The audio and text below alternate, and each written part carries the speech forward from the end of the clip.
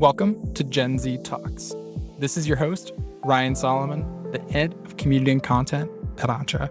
At Entre, we built a social network for entrepreneurs, investors, creators, and freelancers. Every week, this show is recorded live on Entre, and I get to interview the most ambitious and young entrepreneurs and investors from around the world. And if you'd like to be a part of our next episode of GenZ Talks, maybe even get to come up on stage and ask a question, make sure to head over to joinentre.com and register for GenZ Talks. Now that that's out of the way, it's time to kick things off. Let's go. So, well, first off, Ryan, the whole Entre community, thank you so much for having all of us today. Joe, great to meet you. Landon, great to meet you finally as well. A big fan of everyone who's in the room today. But yeah, so for everyone that may not know me, my name's Casey Adams, and I've had a podcast for almost 4 years now. I started it when I was 17 years old in my bedroom in Virginia, really just because I was coming off of a neck injury where I was in a neck brace for 6 months. I was super depressed and I wanted to go out and meet people. And over the years, I've been blessed to have interviewed some incredible people, anyone from Larry King to Mae Musk, which is Elon's mom, to Rick Ross, to a bunch of cool people that we'll get into, as well as everyone here has as well. But nowadays, I also spend a lot of my time on my new startup called MediaKits. It's a real-time data analytics tool which allows creators to build custom media kits at scale. And we recently just closed our seed round. We launched about 5 months ago. So getting busy there, and it's been super exciting. And, you know, I think one of the things, just to end on this note, is I want to talk about how I've leveraged my podcast to not only raise the seed round, but bring value to the company that I launched, which is really my goal since the inception of the show. So excited to be here tonight. You muted. Big F.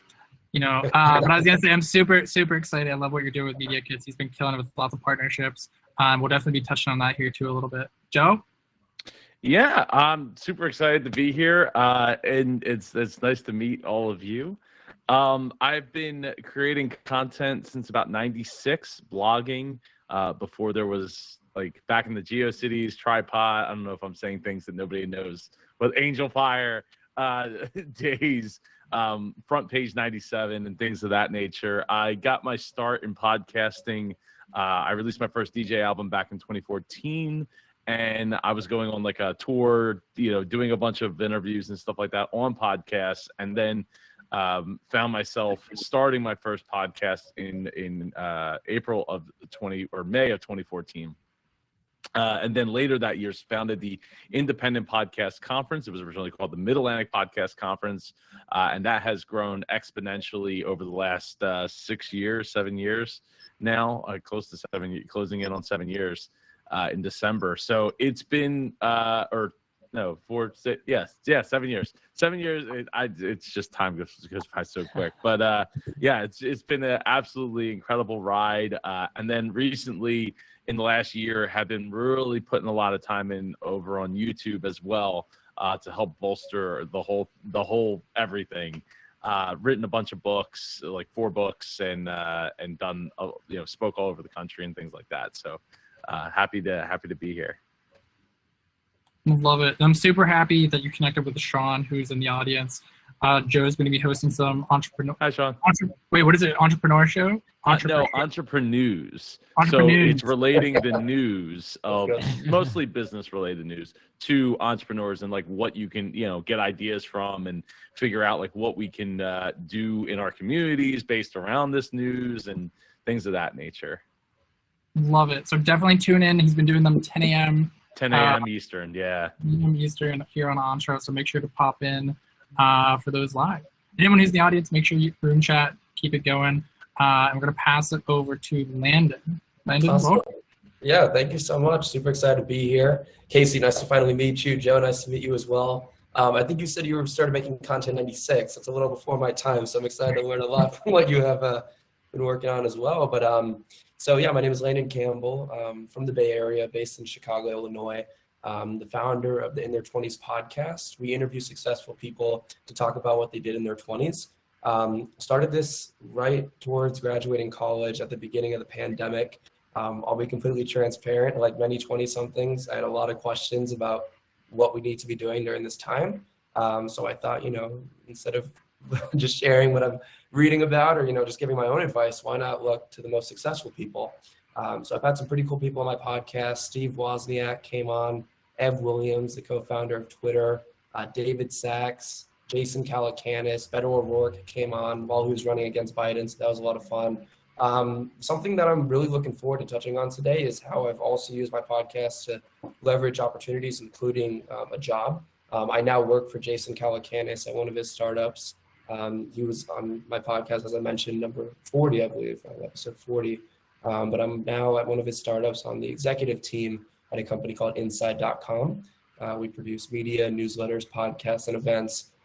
So I'm just super excited for this discussion and bring forth a lot of great ideas with Casey and Joe. Love it. Dude, super happy we connect. It's actually funny, the way that I found Landon was on Colin.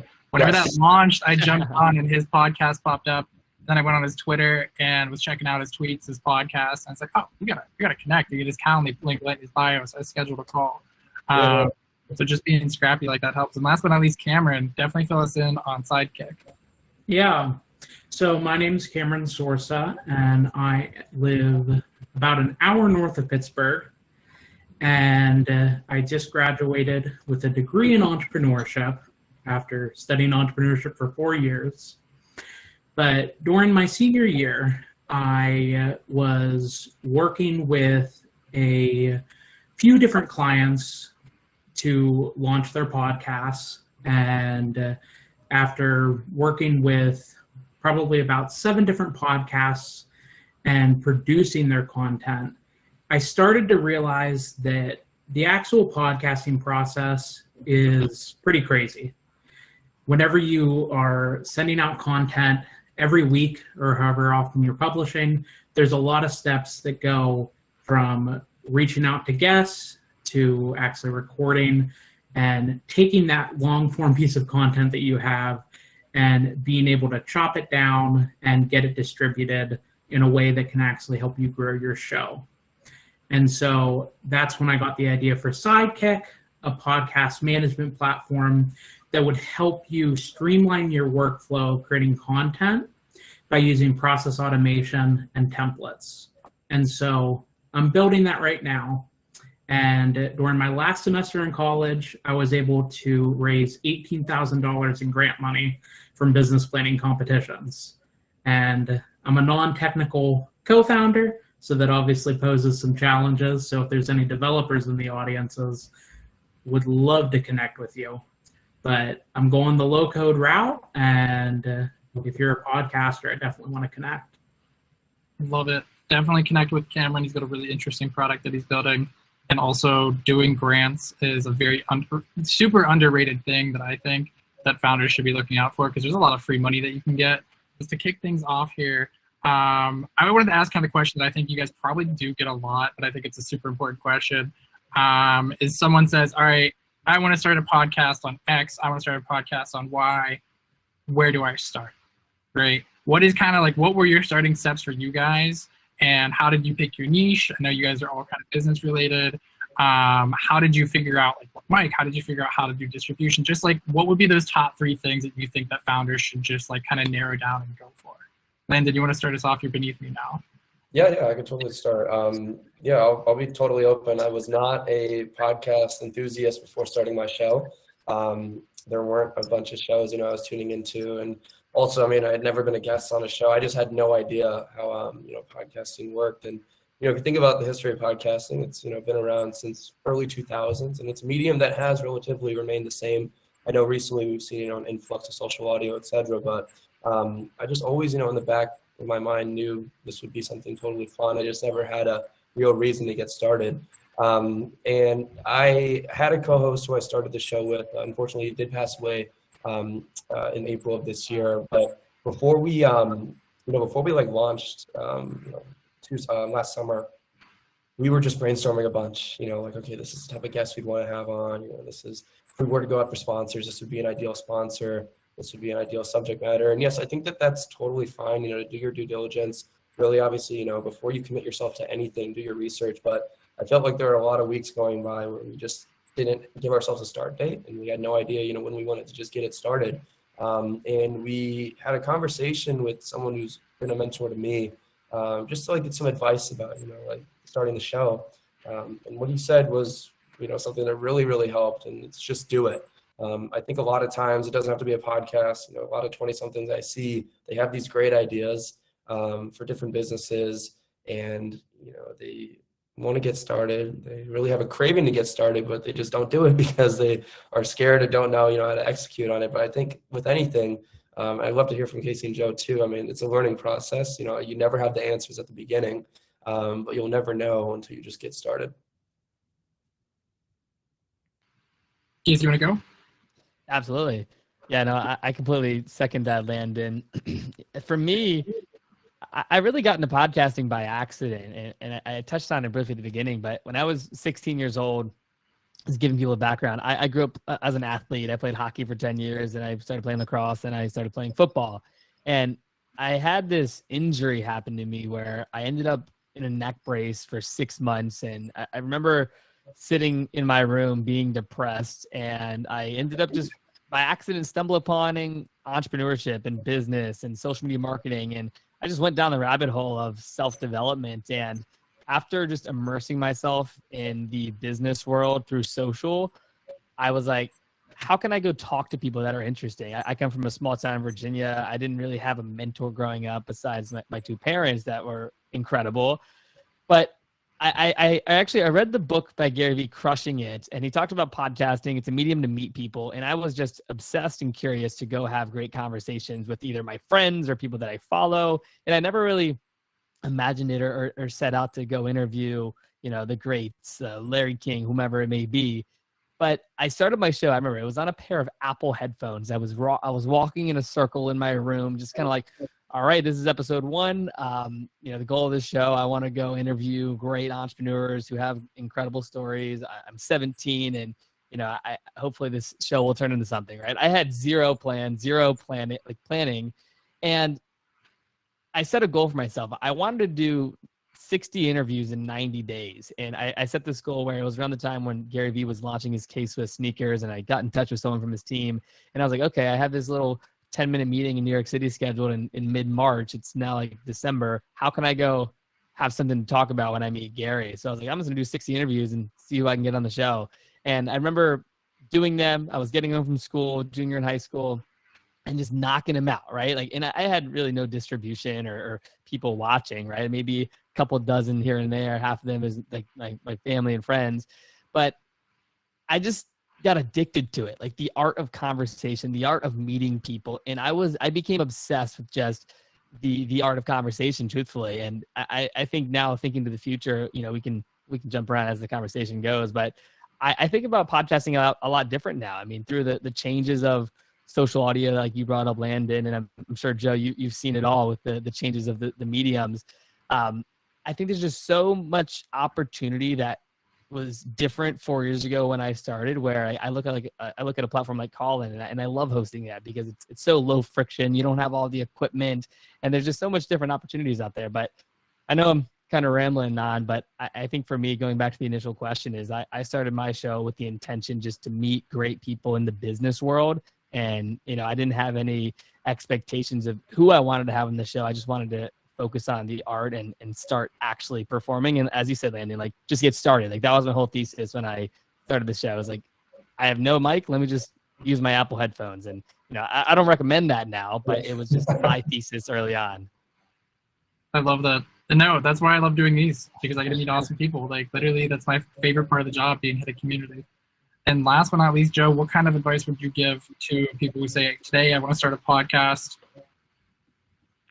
Yeah. So when I got started in 2014, I had just left my family's $100 million company that I grew up in from the age of 6. I don't have a degree. Didn't get to go to Penn State like you, Ryan. I'm in Philly, so like Penn State, awesome. I have cousins that went there, that graduated from there, working over in CHOP now. But so I didn't have this education to be able to like go get another job or something. Like I had all this experience. I worked my way up to COO of the company, but and IT director at the same time. But I didn't know what I was going to do. And At the time, like I said, I just released my first DJ album. It's called Adventuratorium. It's it's hip hop music and rock instrumentals mixed with Disney music to tell the story of Pixar's Up. So it's just like rock album, / hip hop album. It's a lot of fun and raised a bunch of money for charity and stuff. But so I was on a plane to Disney World with a friend of mine. I was like, going through all this list of podcasts that I could have been on or that I had reached out to. I've reached out to 100 different Disney podcasts to be on because that's who I was trying to promote. We're raising money for Give Kids the World. And that's when my friend told me, he's like, well, have you heard of this show? And some of you will, I'm sure, have heard of it, Entrepreneur on Fire. With the time, this was in 2014. John had just gotten started not that long prior to us having that conversation. Now, the light bulb went off in my head because I was like, well, I never thought of a podcast in terms of a interview style. To me, it was a bunch of Disney heads sitting around a round table discussion about Disney, right? That's what I pretty much had listened to going back to 2004 when I started listening to podcasts, and mostly just Disney podcasts at that rate. But so at that point I was like, all right, I can do this. And I know a ton of people in business and I could make this happen. But I was like, but I know a lot more people that are living their dream. And I wanted to learn similar to these two guys. I wanted to learn as well because I wasn't sure what the hell I wanted to do. Nobody really asked me what I wanted to be when I grew up. It was just kind of like, oh yeah, you're going to take over the company, and was pretty much groomed from the age of 6 on to take over said company. So, and it wasn't ceremonious when I left. It was very nobody was happy about me leaving at all, except my wife and myself at the time. But because I was in a better space. But so on that plane, I wrote down, I came up with the name. It was Dreamers Podcast. I wrote down a list of 100 people's names that I knew I could interview. Some of them were, I had connections to some popular, people like celebrities and things. I was like, I could probably get this person, this person, this person, this person. And when the plane landed, I whipped out my phone and registered a domain name, the Twitter handle, Facebook page before we got to the rental car. 2 weeks later, I had my first episode out. The key lesson there, other than like they just to reiterate, just do it. I mean, I have a technical background. I have an audio background. So for me, it wasn't a big deal for 2 weeks later to have a podcast. I also had a web background, web developer and everything like that. So, but the key thing there is my first guest, I wanted to be a friend of mine who makes video games. He has his own game company in Philly. And if I was waiting for him to be my first episode, 7 years later, I'd still be waiting to start my podcast.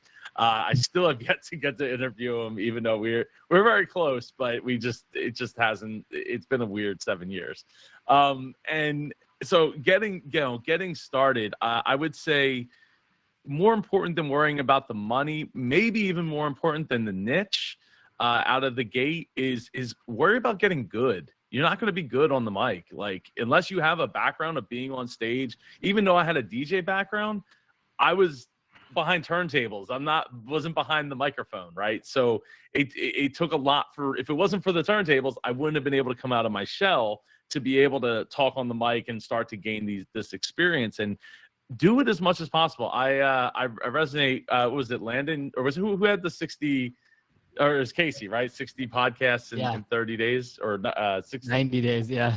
In 90 days. Yeah. No, when I would have friends come over, I'd be like, okay, we're going to sit down and record. You're going back to school, right? Okay, cool. Let's pull out the story. Let's pull the story out of that and inspire somebody, right? Let's bring all these connections together.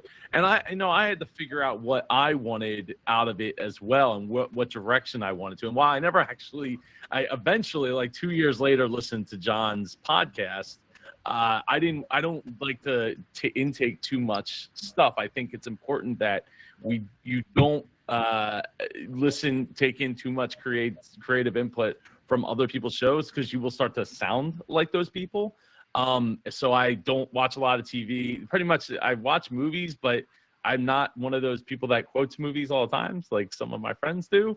So I don't listen to a lot of podcasts. I listen to like 4 or 5 podcasts, even though I run a conference community that has over 5,000 people, almost 5,000 people in that group. now and having annual events. But yeah, the other thing is the tech, right? Casey mentioned putting on the earbuds and just recording that way. No, it's not going to sound the greatest, but it's a rep, right? And every rep that you can put in will help you get there. So if the tech is the problem, if that is getting in the way of you starting and doing literally anything with talking into a microphone, then don't do things that you can't do. Right? Worry about those things later, and then you'll iterate on that as you get better. So just start with the earbuds. They're not terrible, they're not great, but at the beginning, you're probably going to open the crickets anyway, and that's okay. I fortunately I didn't. I went straight to iTunes New and Noteworthy, though that's not really a thing anymore. In 2014, that was a thing, and it was awesome. But I'll tell you, you get more recognition out of the gate than you probably are warranting, and that's something. Also, one last thing, don't get discouraged about trying to get big names. Big names are cool, but big names don't usually share your show anyway, and you shouldn't expect them to necessarily share the show. So that, as much as I thought out of the gate, oh man, I'm gonna have this person on, this person, and they're gonna share, and then boom, I'm gonna be everywhere. That is likely not the case. It wasn't the case for me and many of the people that I've worked with over the years. Just not the case.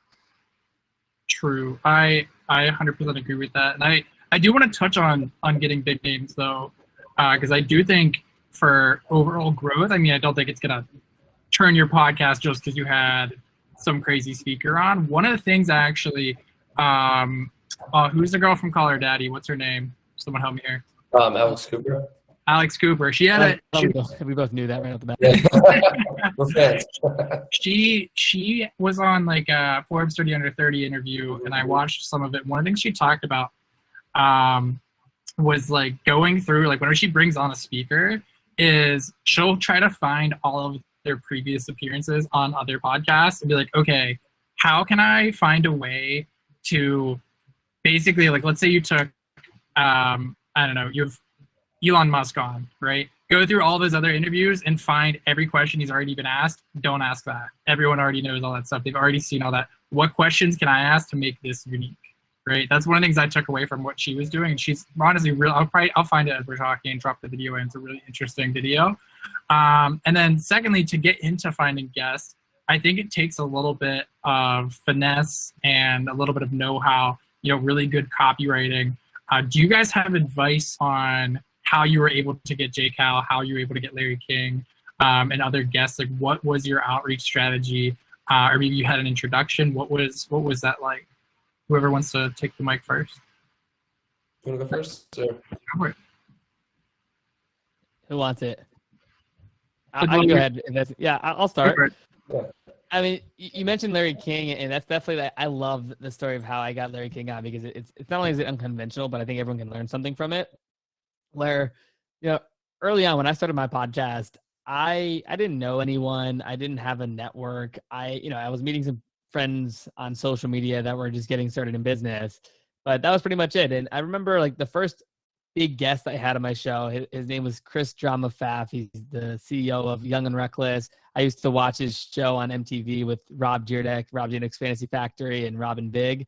And when I had him on my show, I was like, wow, like, I literally just sent him a DM. I asked him, right? I had my social presence, and my Instagram was putting out content. So, I wasn't a no one on social where, if they saw my DM, maybe they would say yes. And he did. And, once I got some repetition of big names on my show, yes, it gets easier. But I think, to your point, Ryan, like the art of like either being in the right rooms or getting the introduction, but also like the art of finesse. I remember I got invited to a dinner through my good friend, Michael Gruen.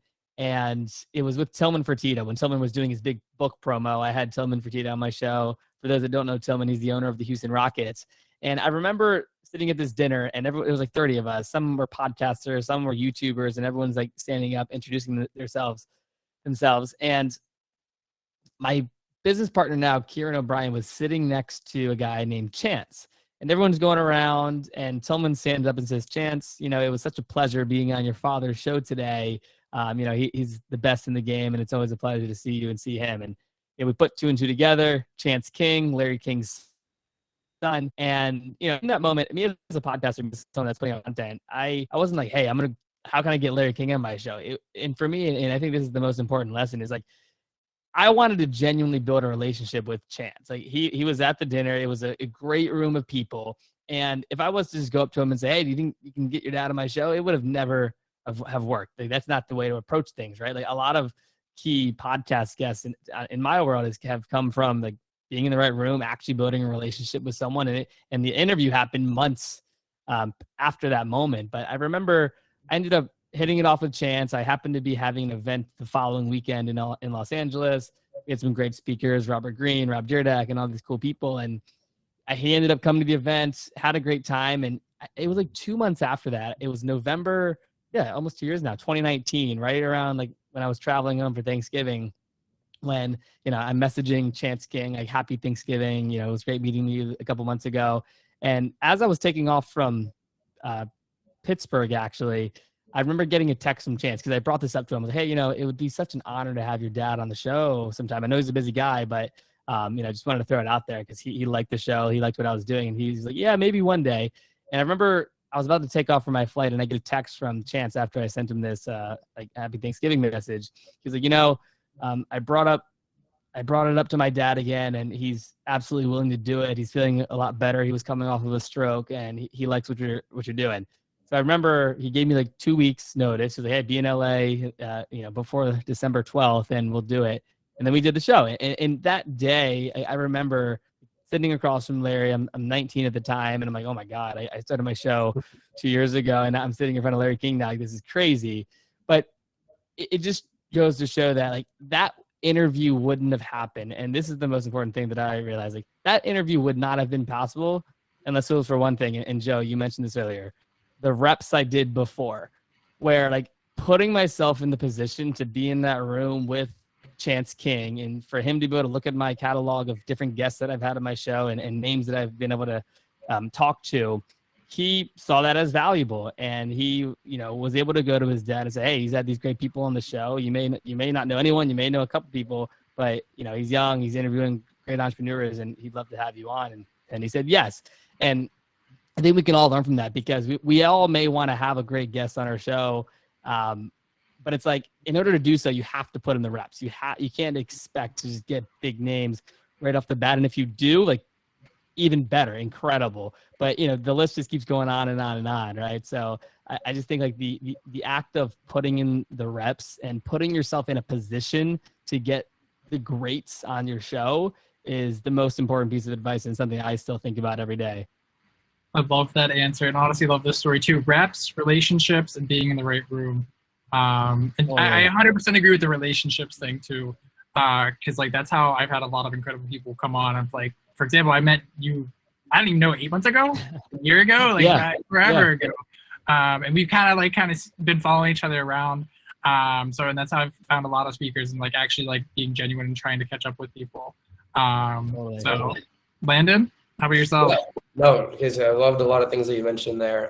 I just think another thing that I realized early is, there are a lot of podcasts out there, and, a lot of these podcasts want the top guests, and that's completely fine. But we just need to think about not only, fellow podcasters reaching out to these guests, i.e. Jason, the Larry Kings, Steve Wozniaks, but, you have other, founders reaching out to these guests. You have other news publications reaching out to these guests. These guests, and speakers have so much inbound outreach coming their way. So you just need to really think about it. If I was a person, getting reached out this frequently, of this stature, how would I want to be reached out to? And I think that, I used to have a job in tech sales, and I could never really nail down, like leaving a good voicemail. I never got calls back, but I read this one nice publication about leaving a good voicemail, and I literally just broke it down in simple layman terms. If you were to receive this voicemail, would you respond to it? And I think that that's something more people need to think about. Like if you're reaching out to a influential guest, you need to really be concise in that email copy. You don't want to be too overwhelming. You want to just get straight to the point. What's the mission of the show? But most importantly, like what's the use case to them? Why should they be willing to come on your show? That's, that's really worked well for in their 20s, but B as well. Something that I learned at, Cameo. I used to intern in Cameo, at Cameo when I was in college. one of the Cameo missions and like something that the company really focuses on is rolling out the red carpet. Because we used to reach out and connect with a lot of different celebrities to get them on the platform. That's where I learned a lot about talent acquisition and stuff. But what they mean by rolling out the red carpet is, it doesn't matter who you're communicating with. It doesn't matter who you're speaking to. It could be the biggest person in the room, or maybe a C-list celebrity that a lot of people don't know about. I mean, you need to roll the red carpet for every single talent, celebrity, and that's something that I've really brought to the podcast as well. I've been fortunate to speak with some amazing people, but in full candidness, it doesn't matter if you're a Jason. It doesn't matter if you're one of my professors. We had a few of my professors on early on the podcast. We really focus on rolling out the red carpet for every single guest, because that leaves a positive impression, in their minds. And I realized also that a lot of these guests, larger guests that I have on, they have very successful friends as well, who they'll be willing to talk about my podcast with, which, just makes it easier and more efficient for me to get those individuals on. So if you're able to leave a positive impression, if you're able to just be super kind, empathetic, not rush anybody. Again, it doesn't matter who the guest is. You want to give every single guest your full undivided attention, come up with questions. And Ryan, I know that you mentioned something earlier that really, something that we've been doing. I know you got it from the Call Her Daddy girl, but I totally believe that, due diligence to me means, looking up interviews to understand, the types of questions that you shouldn't ask. That's even more important. There was a funny interview I watched with Brad Pitt a few years ago where, he was asked by a reporter a basic question that he's been asked a million times, and he got really frustrated. He just said, check out this other past interview I've done. So I think that, it's extra work for podcasters. Of course, we want to come up with the best questions, unique questions, but I think it's all worth it because at the end of the day, when you finish up that interview with them, you now have someone who will vouch for you, had a good time, was, asked questions that they're not frequently asked. Now they're thinking about those for the rest of the day, rest of the week. So I think that that's a really powerful tool that we can use. And that's how shows can really work to stand out for sure. I love that answer. No, that's a lot of value. And I love the rolling out the red carpet because I think that is so important. And also, I'm not sure if you see the room chat, but Matt Sherman is asking for you to spill the beans on J-Cal stories. Yeah, so my conversation and episode with J-Cal was for sure, I hope none of my other guests are on, but I'll say it's one of my favorite, obviously because he's my boss now and I work for him. And I really, really have looked up to Jason for a long time. I mean, he has a history in journalism and was able to, really master the art of communication, asking questions, and most importantly, weeding out bullshit. I mean, that's something that he spoke about on my show. He's used communication, he's used, his skills in journalism to understand, what, founders are, legit and what are some that are probably not as legit. But, and just seeing how he's been able to then convert all that to a career, as an angel investor, I am privileged to be able to learn from him every single day. But another thing that he brought up during the podcast, because this was episode 40, so, I was doing it for, quite a while at that point, I believe less than a year, but, something that he really spoke about was doing the work and also consistency. He sees a lot of people my age where, they have these ideas and they just assume that, things are going to be easy, but no, it's a journey. It's always a trek. And Casey spoke about this early, you got to put in the reps. Nothing comes easy. Obviously, some things come easier to some people, but for the most part, I mean, life's all about putting in the work and also like really being consistent. We tried to roll out sponsorship, way too early. That was a good mistake that I'm glad we made. It was around episode 6 and we had nothing to show for it.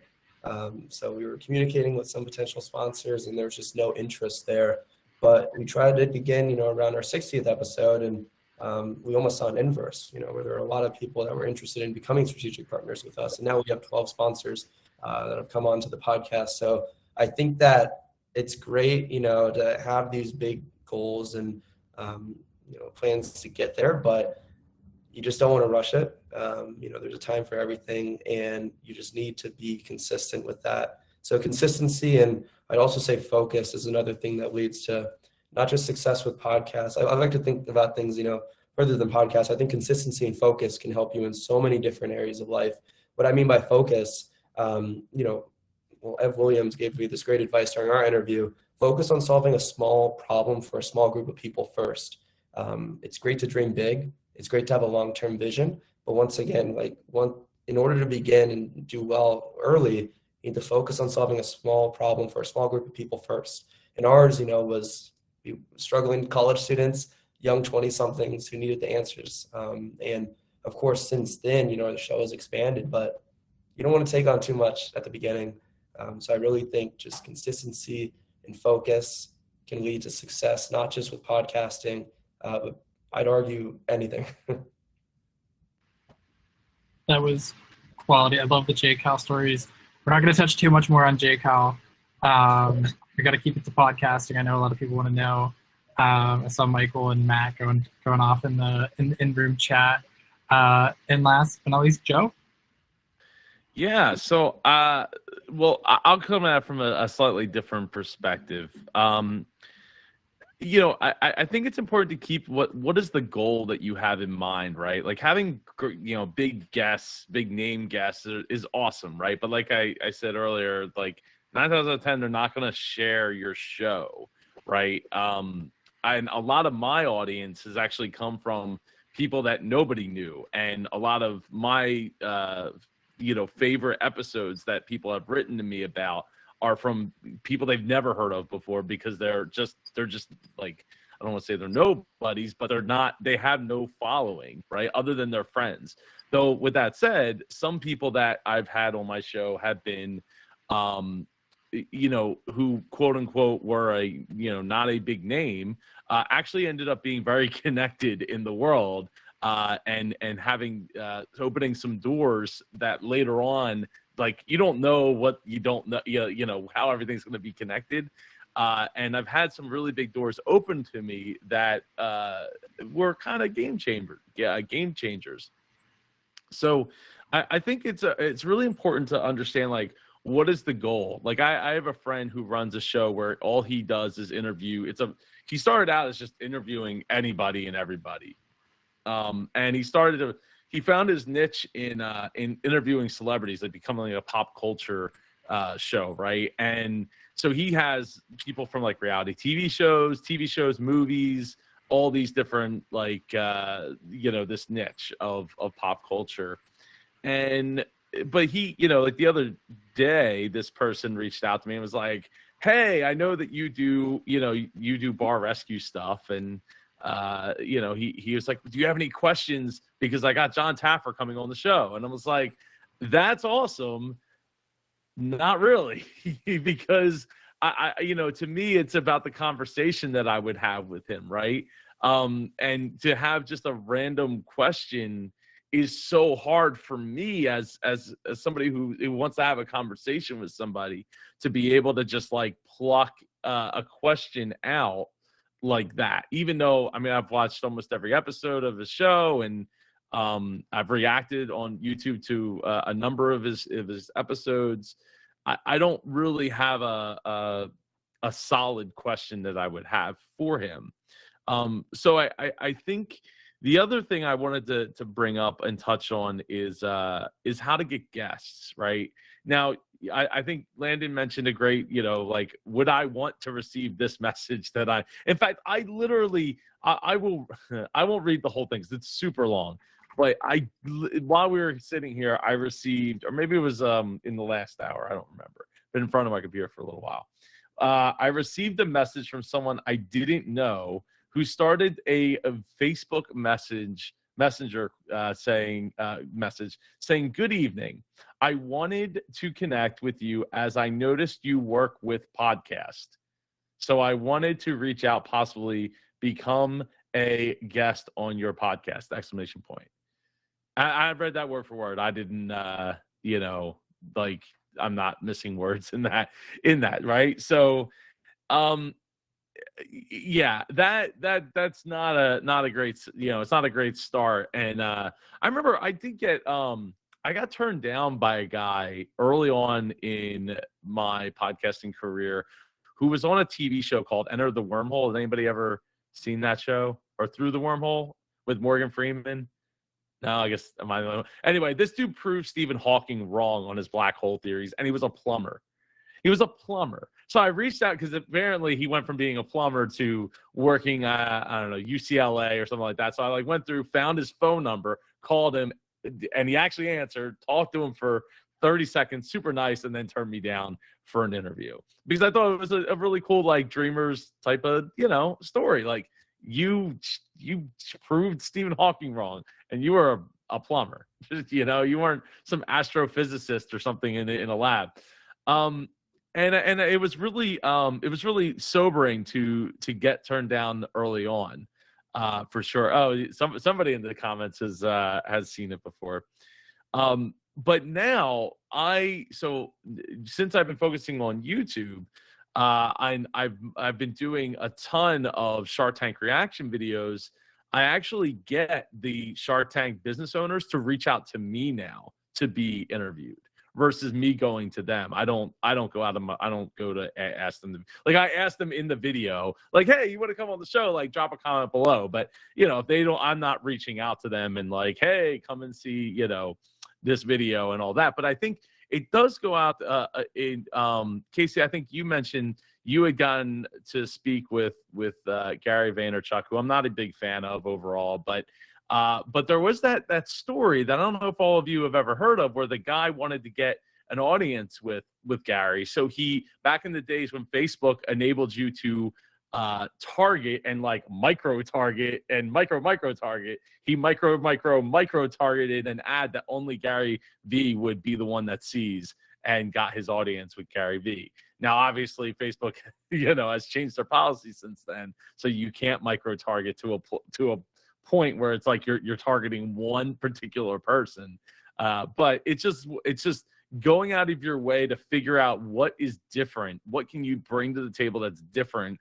Not just in your questions, not just in the conversation, but what can be different. And again, go back to what your goal is, because you can have anybody on your show, but that isn't necessarily going to change anything, right? You're, to me, it's the greatest asset I've gotten from podcasting is people, right? From the conference, to the incredible people I've met in the podcasting community, to the incredible guests I've had on, and the relationships that I've been able to build with off of that since.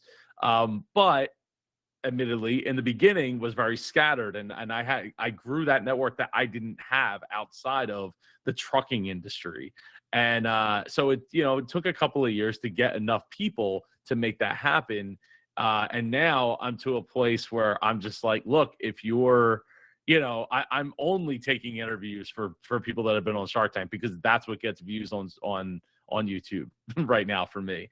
At some point when my audience grows to a certain size there, I will start to bring in other people specific that I want to bring on. But I don't see the need to do that, right? It's always about what is the goal by having this person on. A lot of value. My Wi-Fi cut out for a hot sec there, sadly, so we had to jump back. A new mood there, man. Get yourself an Ethernet cable. Sadly, I have a 2017 Mac, and that's we got all USB-Cs on here. But they make USB-C to Ethernet, man. True. Good point. But we've got 10 minutes or so left. I do want to open it up for some questions. So if people do want to pop on up, you can hit the little raise hand button, or you can drop it in your chat if you don't want to come up. Let's see here. If you don't want to come up, you can do that. If not, I do have a couple other questions I do want to jump into. One I want to jump into real quick, which is, what do you guys... Oh, wait, I see Matt Sherman. I'm going to bring him up as a host. What's going on, Matt? You're muted, by the way, when you come up on stage. Oh, I'm muted. And cool. Can you guys... Cool. Oh, that is it. How do I change my my camera? That's a... If you're on Chrome, there should be a little camera button at the end of your URL. Oh, I got it. Okay. Well, regardless, I can just go without camera. It's fine. I have a question for all the podcasters. I have a podcast, but I am really bad at growing it. I have 700 episodes, but I get very, very low amount of views per episode. So I'm curious, if you already had like a base of so many episodes, what would you do to like hack your way to just like get some more growth when you already have that kind of like social proof there and you have like the relationships and you just don't know what to do to grow it? That's my question. Great question. Who wants to take it? You can raise your hand if you guys want to. Oh, Joe, you took it first. I mean, on the app, that works too. Topics. Matt, what's topics are you making episodes about? Congratulations on 700 episodes, by the way. I appreciate it. It's been a fun journey so far. My specific topic is I try to interview early stage founders before anyone's heard of them, and then over the next few years, people then hear about them. So it's just like I'm kind of like trying to like scout early stage founders by interviewing them, if that makes sense. Yeah, I ran into that same problem with SEO in the very first like 3 years, 4 years of my podcast. My SEO, I tried to do around topics, but the thing is, when you're interviewing somebody, it doesn't always quite fit into a specific topic, and ultimately the SEO went to the person's name, and then over the course of the years, like, yeah, sometimes some have broken through, but not enough to like, make everything pop off. So to me, I would try introducing some topics that are hitting those key points that people are actively searching for using like googletrends.com or google.com/trends. Or if you go to YouTube and like use TubeBuddy or something with Keyword Explorer and just try to see what kind of topics you can, because if you get those topics, you bring people to the show. Because here's the thing, and this is all about guests, right? Having these awesome guests are great, but the thing is, at the end of the day, that guest isn't there tomorrow. You are, right? So you got to be a reason for them to stick around. Having Larry King, incredible, awesome. I wish I could have gotten to have a conversation with him myself. But at the end of the day, tomorrow, Larry King ain't on the show, right? Why do people come back to Ellen? Because Ellen's there. It doesn't matter what kid did what or what celebrity's doing what, and it's Ellen. Ellen is there. You got to be that person that gets people to come back, and you're leaving a ton on the table. The interviews are great, but it's not going to be, and like unless that founder blows up and becomes the next founder of Ring or something with a huge ass exit, nobody of mass is going to come to that specific episode. And even if they do, they might not come back to the next episode because that guest wasn't on that episode. I have some good advice too. First off, you should for sure interview Casey because he might be that next big founder. Also, yeah, no, Matt's show is awesome. I've listened to many episodes, and I work with Matt, of course, as well. Yeah, my biggest advice here is repurposing. Kind of almost, like Gary Vee talks a lot about this, where he'll go to a conference, we'll have a few hours of footage there, and then you can repurpose that into many social posts, newsletters, podcast within itself. So I think that it's extra work for sure, but something that we've done, from a lot of our interviews that we've done, we've repurposed them, every single one at least, into engaging social content that can be shared by the guest as well, and then newsletters, articles on Medium as well. I think that just gives your audience more content to absorb and enjoy as well. And especially if you can get a lot of your guests to share the repurposed content. We've been very lucky. I mean, pretty much everything that we share on socials has been shared or repurposed and shared by guests that we've had on. And that's something that I've also recognized early, because I was seeing that a lot of our episodes were not getting reshared. Not, a whole lot, but a few key people that I was hoping would share the full length episode, just never got. They were never able to do that. So I just made it easier for them, by tagging them on something on Twitter or Instagram, boom, now that's shared and now people can see the episode. I've kind of created this thing called the podcast cosign, very similar to a music cosign, of Drake, which he has, cosigned so many artists, and now they now have a platform. The same thing can be done through podcasting as well. You just need to make it easier for your guests to share content, because if you have, one of your very popular guests share something on socials, that's a cosign for you, and that's how more people are going to find out about your show, your episode, and overall your platform as well. So I just think make it as easy as possible for your guests to have content to share. It's not always going to be the episode. Sometimes it's going to have to be engaging social posts, a newsletter, other examples I gave, but you can find that with each guest. I want to jump in real quick off of that. I might be slightly biased on this, Matt, but there's two things I would suggest. One is TikTok. The number of podcasts that have just literally their whole base has started on TikTok. Ironically, so as Landon was talking, I'm sure you guys are familiar with the All In podcast. One of their fans made them a TikTok, and he literally posts clips like he just does it because he loves the podcast so much. All their videos are getting like 20, 120, 10,000, 60,000, 400,000, just ridiculous views. And these videos aren't super hard to edit necessarily. Like they do add some graphics and stuff. If we can get some light on that, right? They threw clips of Joe Biden on or whatever they need to. I mean, obviously it's not worth your time necessarily doing that to have that high quality content, but you could definitely find somebody on Fiverr and throw it up on TikTok. If you pay somebody on Fiverr to do it, 100% worth it. And the second part of it, this is where I'm super biased, post it live here, and then you have a whole audience of people listening live. And then they'll actually, and also the people in the audience can jump in and add to the conversation, like Michael wants to jump in right now. So yeah, that's probably what cool. The two things I appreciate it. This is all very helpful. I have a meeting in about 30 seconds, so I need to go. But thank you so much, Joe, and thank you, Landon, and Michael. Sick platform. Talk to you guys later. Bye. Take care. Thanks for popping on, Matt. Okay. Here you go. Go for it.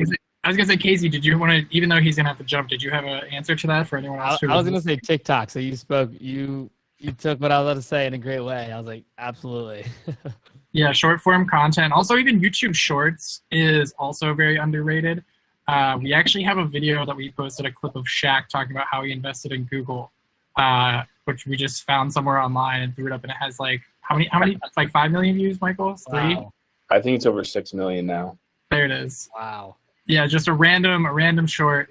But sadly, we're not monetized, so that kind of sucks. Not yet. Yeah, we're getting there, but it got us like a lot of subscribers just with that video. But no, this has been great so far, guys. I've been loving this, and I wanted to just highlight a question from the chat about sponsors. I think it'd be cool if you guys. I think you guys have all probably had sponsors for your podcast at some point in time, or concurrently. If you want to hint on that and how you got the sponsors and how those deals came together, or how should people be thinking about sponsorships when they're starting out or as they grow, how have those deals worked out for you guys? If you want to tell any stories about maybe the first deals that you got, or how you do deals with different sponsors and partners now. Mm-hmm. Okay, so did you want to start since you didn't get a chance to go last time? Yeah, for sure. Yeah, no, I think the conversation around sponsors is an interesting one, because I think that the podcast landscape of sponsorships, like everyone has their own way, right? Like there's a way to do it. I would say for me, the way that a lot of sponsorships have came into my show, and sometimes I don't do them. Like I actually didn't do sponsorships for a while because I was just so focused on the people, and I was able to monetize through the relationships. And a lot of the founders that I was interviewing, like one of my favorite drinks, Super Coffee. I interviewed the Sicko brothers multiple times, and then they ended up being a sponsor of a couple of my shows. And for me, it happened like that organically, where I was interviewing founders. They have companies, they're looking to advertise. Some companies smaller or bigger than others. And the founders that I was interviewing, the ones that I actually became friends with, those were like the go-to people where they were interested, they liked what I was doing, and it just made sense. So, and then also inbound, right? I think a lot of my even like potential sponsorships have come from inbound. I feel like there's, a lot of the different podcast platforms or places you can go to look for sponsors or to put your podcast. There's these databases out there that I'm sure once you have a certain amount of episodes or a certain level of guests, you're just getting reached out to for anything from a small like free item to a paid sponsorship. But for me personally, it's been through the guests themselves. Yeah. So if you Google like how to find sponsors on your podcast right now, it's gonna like break down a bunch of CPM stuff or like say, hey, this is an extension or like, a service that you could use to get sponsors. You know, two things have helped us because we've only had sponsors and partners for about a month and we've already pulled in 12, and that's growing. The two things that I've noticed first, you want to cut out the middleman. There are a lot of services that are going to like, try and take a percentage and like, there's no point of that. But you're able to do that by doing the second one, which is really most important, knowing your audience. So I mentioned, we tried to bring out sponsors around episode 5. No one was interested because I couldn't really define our audience. I knew who, I was making episodes for, but, there was only few episodes in. So like, I had no idea what our audience was made of, not just demographically, but again, like, we have and we're building and currently continuing to build our community. So like I'm often finding unique opportunities to hear from our community about the types of episodes that they like, types of guests that they want to see on in their 20s, etc. So now, like 60 episodes in, I've been able to spend so much time with my audience where, I really understand our audience well. We kind of have two separate types of audience that listen and tune in their 20s weekly. We have, the young professional, future founders, future executives, the 20-somethings, the extraordinary 20-somethings, as I like to call them. And also, we have a lot of investors that tune in every single week because they have a lot of their friends, that they see having episodes on in their 20s, and they're looking for deal flow and unique opportunities to work with different founders, because we also do interview a lot of young founders on in their 20s as well. So, by, again, like being consistent, not focusing too early on sponsorship, by just building out your audience, learning more about your community, not just how you define your audience, but again, like how your audience is actually defined, then you can have that conversation with sponsors, and it's much easier because now you have a much more, fair assessment on who's tuning in every single week. And in addition, you have more control over the types of partner sponsors that you work with. As Casey just mentioned, it's really exciting getting to work with brands that, not only my audience would like and support, but also, I would. And I felt like when we tried to roll out sponsorship early, I was just kind of looking for anything, and it just backfired. It didn't work. But now, 60 episodes in, I can say confidently that every single partner that I work with for in their 20s has a product, has a service that not only my audience likes, appreciates, but also myself. So again, consistency early on, learn about your audience, and then, cut out the middleman because you don't need that, because once you already have your audience defined, it's much easier to find partners. Yeah, no, I resonate echo everything these two gentlemen said. I mean, there was one show that I did with a co-host, I put about in the chat, where we knew what the show was going to be about, and we knew that it would, we were doing it together, but we actually were able to secure sponsors before, like, it ended up being like 4 months before we ever even got to record or release. I think we released the first episode. And that's because we knew exactly who the target market was. We knew exactly who had the money to spend for that target, our audience. And both of us already had, at that point, I think I already had 1.5 years or 2 years of podcasting, like 100 some episodes under my belt. And my co-host at the time, she had done a bunch of podcast, like, I don't know, close to like 100 episodes on a different show at the time. So, it just came together where it's like, oh, we have these companies that, in this specific niche that are just willing to throw money at doing it, because they all wanted to get on, at the time it was a big rush to like glob onto a podcast at that point for that niche. But I wanted to expand on what both of them said. Beware of the affiliate deals, because when we're talking about affiliate deals from like I have an Amazon affiliate link down below, like that's one thing, right? That's something that's like, everybody shops at Amazon. It's easy to just throw a link down below for whatever the microphone is or whatever we're talking about in the episode. Easy, easy peasy. Everyone's going to Amazon anyway, right? but the affiliate deals with other brands where they want you to speak their name in your podcast that will be there forever. And they'll be like, oh yeah, I'll give you, a cut of whatever you sell. And it's like, well, you can't promise that they're going to use your link or that that they went through your shortener, URL shortener, right? So the thing is you're giving mind share to that brand ultimately for free, because if nobody signs up, especially if you're like still early in the game and you're like, I kind of think I understand who my audience is, I think I know. I'll tell you one thing, for the most part, my audience was never who I intended it to be. Mostly ended up being middle-aged women, where my intention was to get younger audience, like late teens to like 30, right? 30 being like the upper limit, and probably mostly male. That wasn't who I know was part of my audience. It was mostly middle-aged women, which is a huge difference.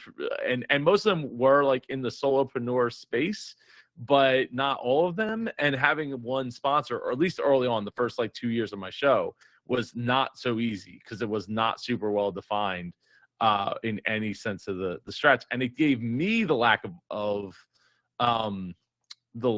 of confidence, where I actually turned down offers to sponsor the show, because I'm like, I don't know that I can sell the thing that you want me to to sponsor the show with. Not that you have a good product or a bad product, but to me, I'm all about owning the brand. So like, I sell my books, my t-shirts, my courses, my conferences, masterminds, all that stuff. Like, I want it to come from me.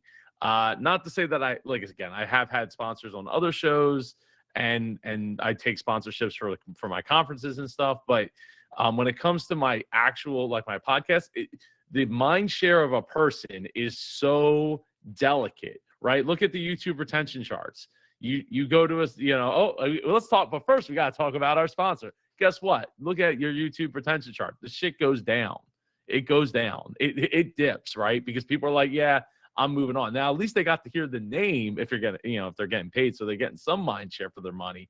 But, at the end of the day, I'd rather that be my thing that I'm promoting, right? My course, my working with me, working at a conference I'm putting together, an event I'm doing, or something that's mine. So I would actually say, if you can't, if you don't have that exact match, and an affiliate deal can work. If you have the exact audience for the exact product, and you do, 3 or 4 tests, and it goes like wildfire, awesome. Congrats, like ding, ding, you're doing it right.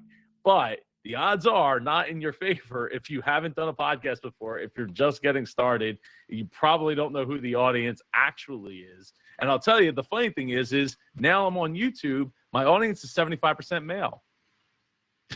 So I don't know if it was just, all these years, like females were the ones that were reaching out, but it was the males. And I think that part of that is maybe males don't like to like admit that they're looking for help, that they're looking, at listening to something or taking in something else, and having to talk to a person is admitting that they need that kind of help. I don't know, but it's a really interesting, fascinating thing that once you can get that level of detail in your analytics, that it kind of opens your eyes to like, wow, like I didn't think that's who was listening. But you can also tailor stuff and sponsors if you want, or offers for your own stuff. That was a really unique answer. I love, just to sum it up, why sell other people's stuff when you can sell your own stuff, right? Well, again, go back. What is the goal? What is the goal of the podcast? If it's learning how to, to build a network of people and to have great conversations, get better behind a mic, be able to like, oh, I want to go and speak on stages. Well, guess what? A podcast is a great way to do that, because you're going to be speaking all of the damn time. But what you got to just stick to, like, what is the goal? And when the goal starts to change with it, right? Change who you're looking at having on as guests. Maybe it's time to change the show. I've changed names on my show before, changed schedules. Don't be afraid to test things either, because like, the fact that matters is we're not big media, so like we can change on a dime. we can make changes. We don't have to be like, well, we got to go to this testing board and like get 20 people in a what are those things called? A testing group, a test group, right? And does this test right? Do they like it? Do they not like it? You just change it. And remember, at the end of the day, there was a comment here about shows being 60 minutes long, and that just seems really boring. There's no such thing as too long, just too boring. So if it's boring, then it's boring. It could be 2 minutes long. I literally open up YouTube videos that are 2 minutes, and I'm like, I'm hitting shift caret right because I'm speeding up the video. And it's only 2 minutes, but I want that answer in 1 minute if I can get it. So if it's too boring, it's too boring. It doesn't matter how long it is. I think that was a really, really quality response to that. We are a little bit past time. I just want to drop 2 little golden nuggets that I learned. One, which is there's a power of niching down. So one of my friends, Ryan Meyer, he got sponsorships, and he has a very small audience because his audience is all about no code, right? So if you do have that niche audience, you're never going to become Joe Rogan, but you can start to monetize that really quickly because there's very few people that talk specifically on that topic. Then secondly, the other golden nugget I want to add is for anyone who listens to My First Million podcast, which is a really great podcast with Sam Parr and anyone to help me? I can't remember the other guy's name. Anyway, they did a call to action instead of having a sponsorship at the beginning of one of their videos where they were like, hey, if you guys tweet at us that you guys gave us a 5-star review, like a screenshot of the 5-star review, we're going to collect everyone who tweeted at us and tag all of you and thank all of you on Twitter, right? Or if you don't have a Twitter, send us an email and we're going to post it everywhere and thank every single person that gave us a 5-star review. And I thought that was absolutely brilliant for a couple of reasons. One, you need those 5-star reviews that help you on Apple Podcasts. 2, I wasn't following them on Twitter before that, right? So that gave me a good reason to go follow them on Twitter. So those 2 little things, but we're like 15 minutes past time. I want to be really, really cautious of all of our speakers' times. Thank you all so much. Everyone who's in the audience, make sure to give Landon, Cameron, Joe, and Casey a follow here on Entre. We're going to be posting this on YouTube and also on Spotify. Actually, Cameron knows just pretty much everywhere, Apple Podcast. So we're super excited, and honestly, I'm really happy that the video it mostly worked. A couple little bugs, but thank you guys so much for taking the time to hang out with me.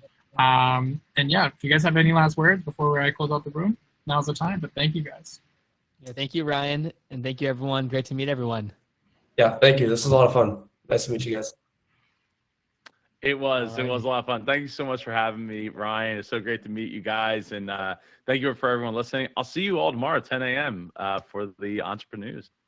I love it. I'm going to be tuning in. Awesome. Alrighty, Jen. Have a good night. We'll catch you up. Have a good night. Thank you so much for listening to this episode of GenZ Talks.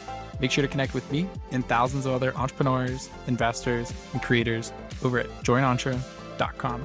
Or you can download our mobile app for both iOS and Android. Also, don't forget to follow us on social at joinentre.